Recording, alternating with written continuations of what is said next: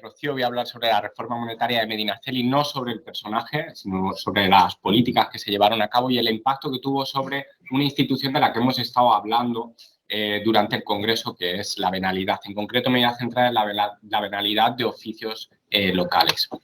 Como todos sabéis, y como ya señaló ayer el profesor Álvarez Osorio, la venalidad ha sido una figura clave dentro de la época moderna, principalmente por su impacto social, su impacto también político y, como he intentado reflejar desde mi tesis hasta los trabajos posteriores, por las propias implicaciones que tuvo a nivel económico, financiero, privado, no solo público, fiscal.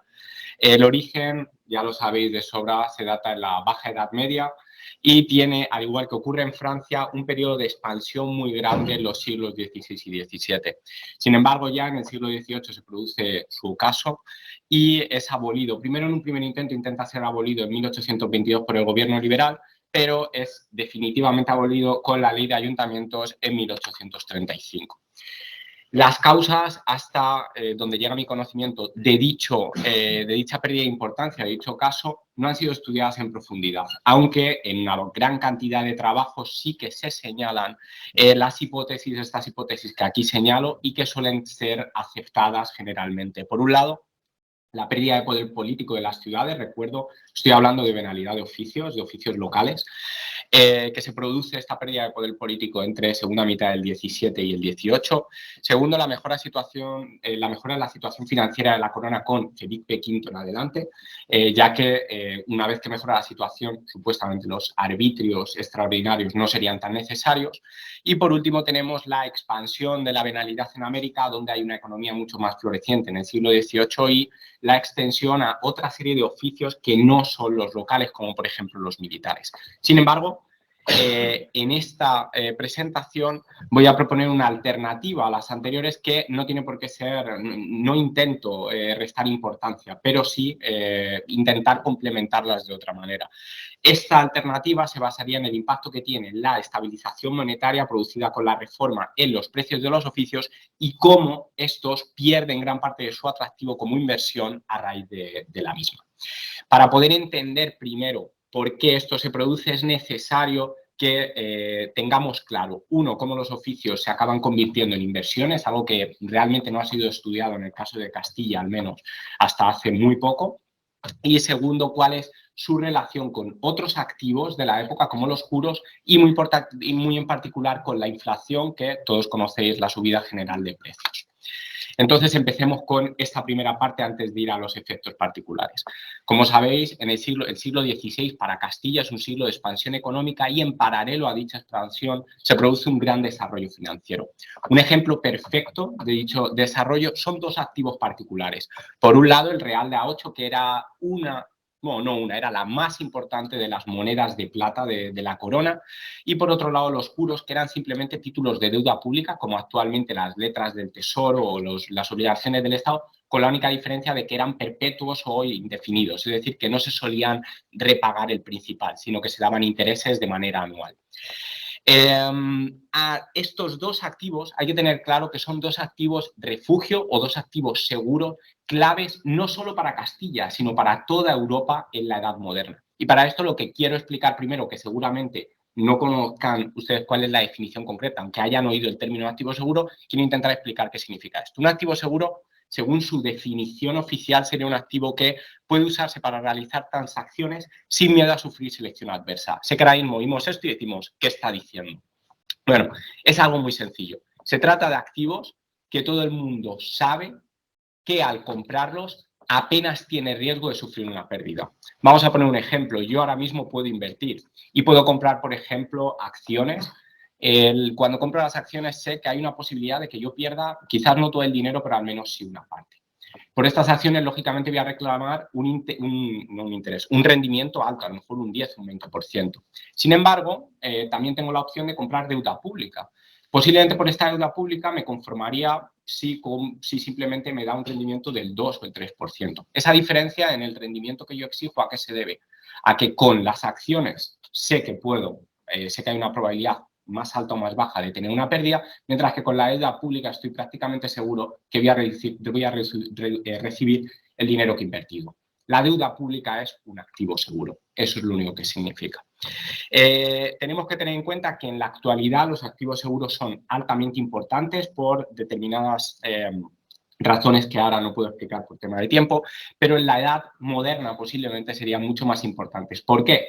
Porque los activos seguros son muy buenos para utilizarlos como colateral. Colateral es simplemente como garantía del crédito. Y en la edad moderna todo el crédito, o casi todo el crédito, llevaba colateral. Por lo tanto, juegan un papel fundamental en los flujos de crédito que, como entendemos todos actualmente, tanto ahora como en el pasado, son clave. ¿Qué activos seguros tenemos reconocidos en la edad moderna? Bueno, por un lado, los juros, como decía antes, está la deuda pública. ¿Por qué los juros eran tan seguros? Porque en el caso castellano, al igual que ocurría, por ejemplo, en las ciudades estado italianas, los juros la deuda pública estaba respaldado directamente por impuestos. Es decir, el dinero no te lo pagaba el Estado de un arca general, sino que el dinero de un juro determinado te lo iba a pagar el impuesto de una ciudad. Y el propio monarca no tenía directamente la capacidad de poder no pagar, de poder suspender pagos sobre los oficios, sobre los juros, porque muchos de esos juros directamente se pagaban por medio de las ciudades, de impuestos que estaban en manos de las ciudades. Esto le aportaba una seguridad absoluta porque la persona, el monarca, que emitía el juro no era el que al final lo pagaba. Pese a que todos seguramente hayamos oído durante la época de Felipe II las mal llamadas bancarrotas, que en realidad eran suspensiones de pago, tenemos que tener en cuenta que esto afectaba a la deuda a corto plazo, a los asientos.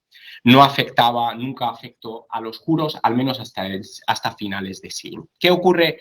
Bueno, para ver simplemente, aunque no tengo mucho tiempo, pero para ver simplemente cuál fue el éxito del desarrollo de estos activos, podemos ver dos factores. Por un lado, no sé qué pasa con esto, pero bueno. Por un lado, aquí podemos ver, este es el periodo de las suspensiones de pago. Estamos viendo que cada vez se venden, y si se venden es porque se compran, se emiten más juros. Por otro lado, podemos ver aquí justamente lo mismo que he explicado con el ejemplo de las acciones y la deuda pública actualmente.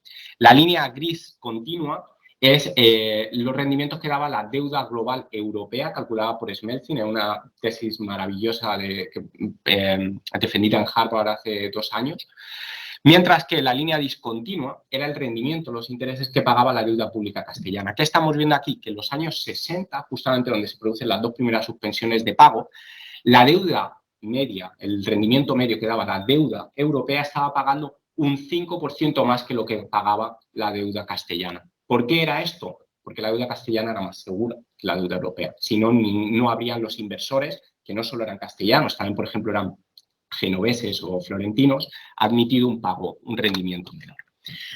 Como he dicho antes, esto ocurre hasta la década de 1590 y a partir de este momento se produce un cambio trascendental en el panorama económico y financiero de Castilla. ¿Por qué? Bueno, hay una serie de razones a partir de 1570 que empiezan a perjudicar al crecimiento económico que hemos hablado que se produce durante todo el siglo. Y estos factores en los 90 ya estallan completamente con una secuencia de malas cosechas, la epidemia de 1596-1602 y finalmente la suspensión de 1596. Esta suspensión de pagos es completamente distinta a las demás. ¿Por qué? Las primeras suspensiones de pago no fueron peligrosas, no fueron dañinas para los inversores en juros, porque al haber crecimiento económico había margen para elevar los impuestos y, como he dicho antes, elevando los impuestos se podía emitir más deuda porque todos los juros tenían que llevar el impuesto como respaldo. Sin embargo, una vez que, como estoy diciendo, se acaba el crecimiento económico, no hay forma de emitir nuevos juros. Y no solo eso, sino que una reducción posterior, una reducción aún mayor de la recaudación puede afectar a los juros que ya han sido emitidos en el pasado.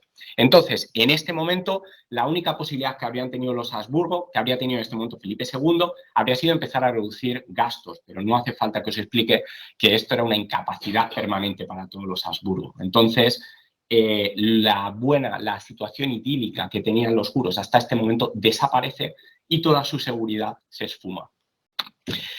¿Qué ocurre cuando acontece este problema? Bueno, lo que ocurre principalmente es que hay otros activos que empiezan a usarse por parte de los inversores, en este caso sí que más castellanos, pero también, por ejemplo, genoveses, para cubrir sus capacidades de inversión.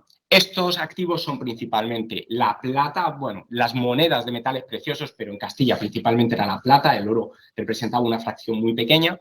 Y por otro lado, activos raíces. Y entre los activos raíces está, y vamos a llegar a nuestro objetivo de investigación, que son los oficios. Empecemos con voy a ser muy breve, con las monedas de metales preciosos, aunque principalmente me refiero a plata.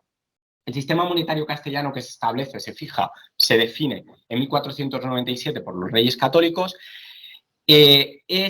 Según, no mi opinión, sino según la opinión de John Munro y otros expertos en la materia, el sistema más responsable monetariamente durante todo el siglo XVI. ¿Por qué? Principalmente porque, no porque sea trimetálico, porque la mayoría de los países son trimetálicos, tienen monedas, distintas monedas de oro, plata y vellón, sino porque se establece un límite que se respeta de la creación de la moneda más que pequeña, que es la más peligrosa para generar problemas de inversión, que era el vellón. El vellón es una moneda básicamente de cobre con una pequeña aleación de plata. Sin embargo, esta situación responsable, esta política responsable, también se empieza a romper a final del reinado de Felipe II. ¿Por qué se rompe? Bueno, se rompe principalmente, como vamos a ver ahora más adelante, porque esa limitación de la creación de vellón desaparece y empieza a utilizarse la creación de vellón para poder cubrir los gastos de la corona que la propia corona, no, el rey, el monarca, no estaba dispuesto a reducir. Sin embargo, y esto es un factor clave, la manipulación solo afecta al vellón. En ningún caso afecta a... ¿Ya 10 minutos? Vale. En ningún caso afecta a la plata ni al oro. La respuesta a esto no hace falta que os la dé yo, podéis ir a un maravilloso artículo de Akira Motomura en Journal of Economic History en 1994. Él demuestra cómo realmente los mercados de una moneda, el vellón, y de las otras, oro y plata, son mercados diferentes. Las monedas de oro-plata compiten, son un producto que compite a nivel internacional. Entonces los monarcas lo que pretenden es hacer su producto más competitivo y para eso, ¿qué es lo que hacen? Cuidarlo. En cambio, el vellón es una moneda que solo se utiliza para el comercio interior. Entonces, ese beneficio, ese privilegio le permite al monarca tener un monopolio sobre el mismo y poder crear moneda para financiar sus gastos. Debido a las políticas de cuidado que se realizan sobre el vellón, ¿qué es lo que ocurre? Lo que ocurre es que sobre la plata, lo que ocurre es que se convierte en una moneda que es casi la reserva internacional. En este momento era conocida como el dólar. El dólar actual americano tiene su nombre debido al impacto que tuvo en el siglo XVI y XVII el real de A8 castellano.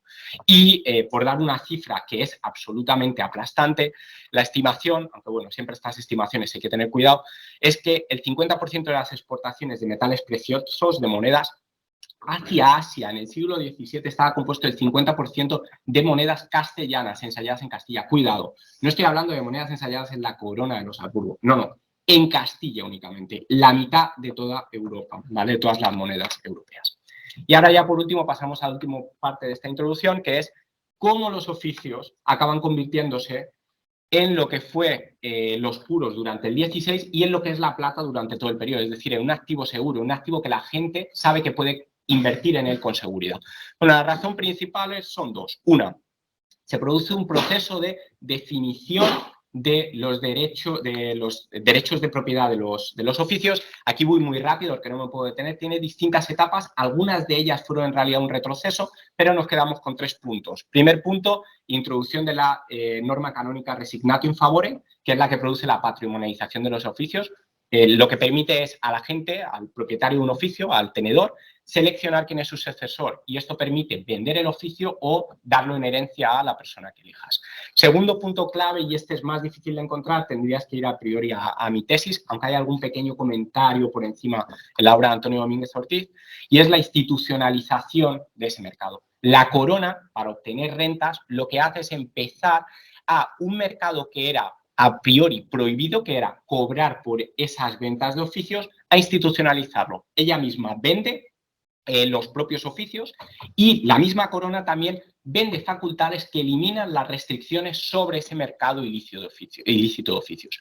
Último punto, y aquí ya concluye, ya los oficios son un bien privado completamente, aunque realmente desde los 80-90 con este proceso de institucionalización ya lo era, son las perpetuaciones. Las perpetuaciones es simplemente otra facultad que añade todas las facultades particulares, todas esas excepciones a las prohibiciones iniciales para vender oficios que estaban atribuidas, las une en una única y con un único pago para siempre. Por lo tanto, una vez que se compraba la perpetuación, o dueño de un oficio compraba una perpetuación, ya no tenía que pagar absolutamente nada, nada más para ese oficio y además iba a tener esos derechos para sí y para su familia por siempre.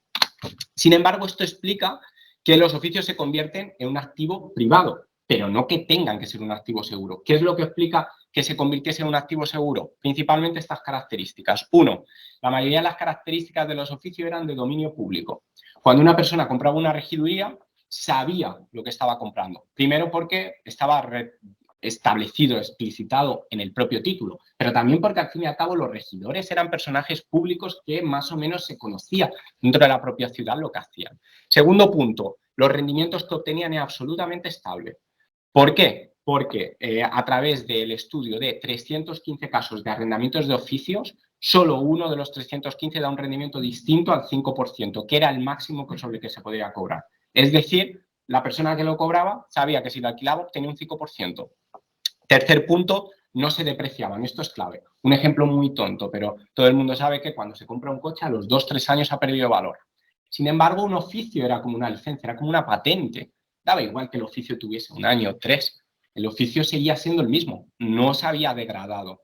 Último punto, la propia corona que podía emitir los títulos, etcétera, y los escribanos, especialmente los de censos que controlaban las deudas que podía tener adjuntas un oficio, controlaban que los tenedores de un oficio, una persona que fuese a venderlo, ocultase algo de información. Yo puedo querer vender un oficio a Pierre, por ejemplo, e intento ocultarlo, intento engañarle con algo. Sin embargo, Pierre puede pagar un módico precio a un escribano y obtiene información sobre si el oficio tiene deudas o no, o pagar a la corona, también un pequeño, y recibir el título, un título de una mano que no es la mía. En ese caso yo no me voy a atrever a engañar a Pierre porque sé que va a conseguir la información. Segundo punto, eran comerciados en mercados de alta liquidez. ¿Qué significa esto? Que era muy fácil convertirlos en dinero. Esto, quiero matizar una cosa, he podido calcular índices de liquidez de estos activos, de cómo se pueden comparar, eran equivalentes, prácticamente iguales, a la liquidez que tienen actualmente los mercados inmobiliarios. Me podéis preguntar, ¿por qué lo comparas con un mercado inmobiliario y con un activo de la época? No existe ninguna estadística, ni siquiera juros de liquidez, por lo tanto es imposible compararlo con ningún activo de la época. Con la plata no se puede comparar porque la plata es líquida al 100%, es dinero directamente. Estas características hacen que se encuentre una relación que es muy curiosa. Lo que yo encuentro es que cuantos mayores eran los problemas de los juros, de la deuda pública, o cuanto más grande era la crisis, más se pagaba por un oficio, que era el reflejo más claro de que realmente era un activo seguro. Se estaban utilizando ante los problemas económicos que había en Castilla. Entonces ahora pasamos a la segunda parte y última prácticamente de la presentación, que es cuál es la relación entre estos oficios y la inflación para ver finalmente cuál es el efecto que tiene sobre la reforma sobre los mismos. Bueno, no voy a detallar individualmente porque no tengo mucho tiempo, pero en general explico que la situación del siglo XVII a nivel de inflación es caótica. ¿Por qué? Felipe II elimina la plata, pero luego lo más grave es que Felipe III y Felipe IV empiezan a hacer directamente reseños. Esto era lo más grave. Se pedía a los propietarios de una moneda determinada, maravedíes, por ejemplo, de monedas de 2 maravedíes, que las llevasen a la ceca. Cogía el rey, cambiaba, las ensayaba, las resellaba, las ponía con valor de 4, le daba a los tenedores su parte pagándole los costes que habían tenido el transporte y el resto del dinero se lo quedaba al rey. Esto significaba aumentar la cantidad de dinero en una cantidad grandísima. Y aquí lo que os voy a enseñar es cuáles son los efectos de esto en 2 partes. Una, premio de la plata y otra, inflación. Las líneas, da igual que miréis las líneas, prácticamente no hay diferencia, no voy a centrar azules o granates, se basan directamente en la cantidad de dinero, en el stock de dinero que había en Castilla, más o menos entre 1596 y 1641. Lógicamente, como veis, es sobre todo que en la época de Felipe IV aumentan, prácticamente se dobla la cantidad de dinero. ¿Esto qué genera? Esto genera, si hay mucho dinero, estamos hablando de, ¿cuánto? No veo, 2 solo. Uf, entonces voy muy tarde. Bueno, tengo que adelantar.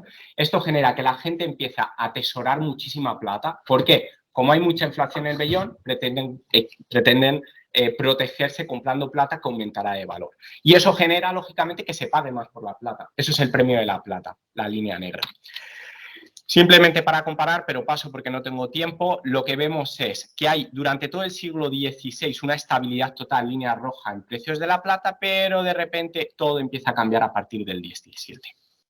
Los pagos en plata desaparecen ya en 1650. Entre el 95 y el 98% eran pagos en vellón. No se querían hacer pagos en plata porque era demasiado valiosa. Y ya con esto vamos a acabar ya viendo los efectos. ¿Qué pasa en este momento con la plata? La plata es, con los oficios. Los oficios es un panorama completamente distinto. El 95-98% de los productos se compraban con vellón. Sin embargo, la gente que no estaba dispuesta a dar plata para comprar productos normales pagaba unas cantidades muy grandes en plata para conseguir oficios. No les importaba, les interesaba, les compensaba cambiar plata por oficios, no plata por otros productos. En concreto, aquí tenemos ventas entre el 30 y el 43 de distintos tipos de oficios. Entre el 51 y el 77% de estas ventas se realizaron en plata. Un ejemplo aún más claro es el mismo gráfico prácticamente que he puesto antes, pero con una salvedad. Ahora tenemos una línea, aunque no se aprecie casi, que supuestamente es distinta y representa los precios de las regidurías de Madrid. Es la línea azul. ¿Qué le pasa a esos precios? Le pasa exactamente lo mismo que al premio de la plata.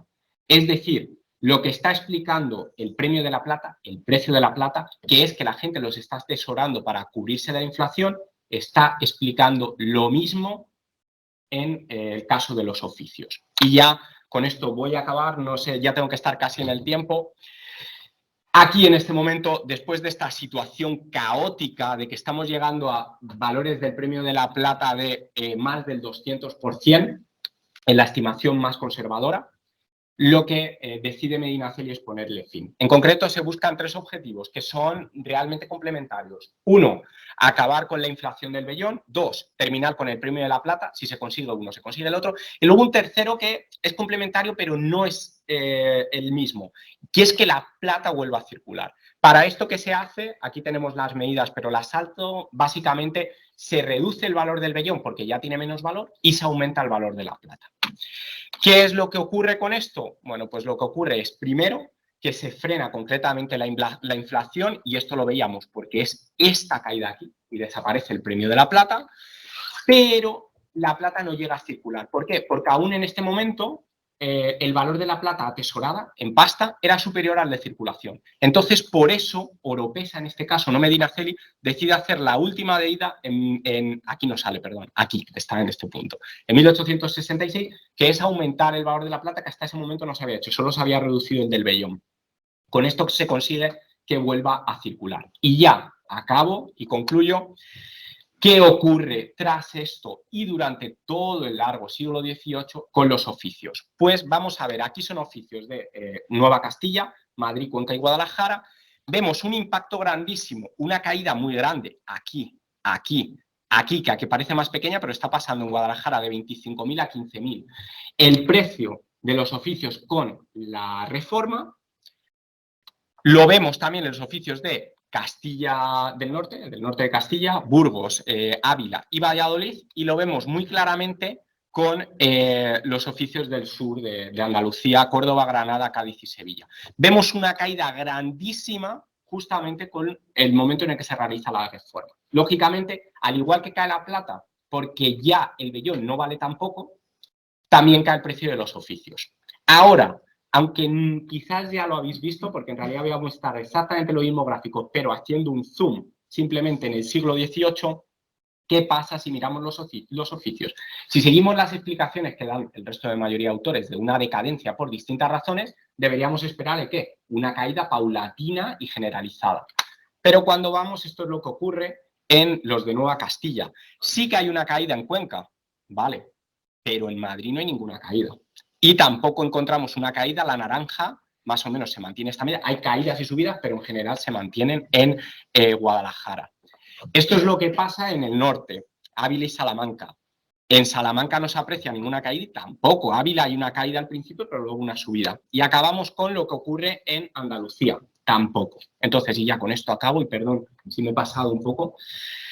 Los oficios fueron usados como protección contra la inflación en todo este periodo caótico a nivel monetario. La reforma produce una fuerte caída, por lo tanto es necesario incluir entre las causas de la decadencia del mercado de oficios, al menos a través del valor de los mismos, en la política de la reforma monetaria.